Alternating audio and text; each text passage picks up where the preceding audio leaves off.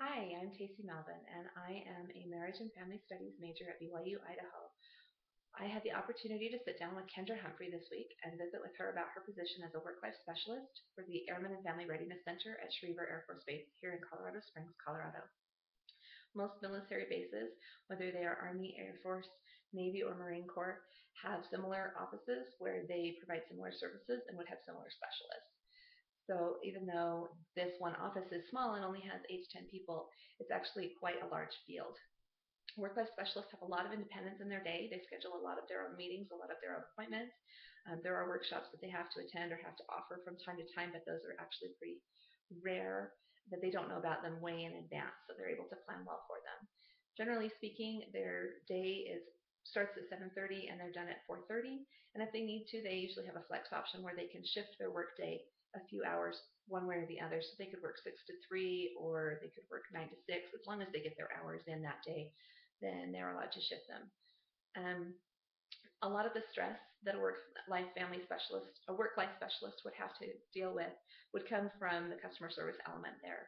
They're interacting with people who need help navigating the stresses of military life. And so sometimes that can be very frustrating. Um, these specialists might have people walk in without appointments when they're already working with people or when they're already committed with their time somewhere else. And those people sometimes are frustrated and they don't know what to do or where to get help, and they're trying but nobody's available, and so they get really mean sometimes and really cranky. And it can be frustrating when you're there to help people and you're unable to help everybody and make everybody happy. Um, there are mix-ups in communications that aren't clear occasionally, and those can lead to some frustration as well. They are there, these specialists, to ease stress and to ease the transitions that are challenging for military families. So when they aren't able to do that, they feel it. The typical benefits of a work-life specialist are similar to what a military family would get. They get the pay, obviously, and they get benefits like health care. They get leave time for vacation and sick leave. There's retirement savings programs with employer match. And then there's also a basic benefit retirement fund that both the Department of Defense and the employee pay into each month from each pay period. And after 15 years as a civilian employment for the government, they're eligible for retirement. A work-life specialist spends most of their time either counseling with individuals or teaching classes about preparing for moves and deployments, transitioning in or out of military life. There are insights that they offer on financial, educational, and employment opportunities and assistance in both those classroom settings and in smaller one-on-one appointments. They also work with the Key Spouse Program, providing training for spouses in that program. Those spouses then are basically family life educators that are volunteers. They work with spouses of military members who are deploying or who are transitioning in or out of the military life so that they know what resources are available to them and can offer that support network for them.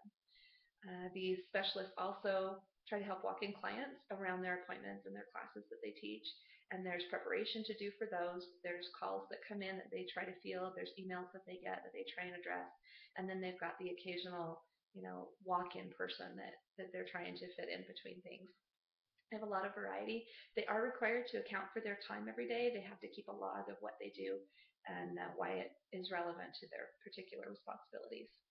All of their activities are administered according to U.S. Air Force policies, and that actually in this case that's pretty broad, so they're able to most of the time work things how they'd like to. A work-life specialist is required to have a bachelor's degree, though it doesn't have to be a specific field. Kendra has both a psychology and social work bachelor's degree. She did several internships while she was a student, and interestingly enough, I learned something new. She had been accepted to graduate school before her husband got orders to come to Colorado Springs, and she declined that position to pursue her PhD. But I did not know that you could get your PhD before you got your master's. I didn't realize that that was even possible, so it's kind of interesting to me that she had that opportunity. When funding's available, there are additional trainings and classes and things that these specialists can go to, but the federal government's funding has been a little iffy, perhaps, the last several years, and so there have been few of those opportunities for additional specific trainings to these positions. Starting salary range is between $42,000 and $54,000 a year, and more experienced can top out at about 61 to 79. It really depends on your education and your experience. Kendra was able to walk in and start at right around $50,000 a year. Um, I thought it was really interesting. Kendra, after she got to Colorado Springs, spent 9 months unemployed before this position came up. And she had gone into the Army, basically Airmen and Family Readiness Center, though they call it something different, for employment assistance. And they had her do a 12-page resume, which she had to get really, really detailed, and she couldn't quite get it to 12 pages. She got it up to 10 and a half before they accepted it. And then they put all of that information from that detailed resume into the USA Jobs system so that she had a profile there. And when a job came up that matched, it shot her information out to all of those people that were looking for someone with her qualifications. And then she got an email that said she was hired out of nowhere a couple weeks later. No interview or anything like that. They just hired her. So she was really excited when that came through. I think that's all I have to offer today, and thank you so much.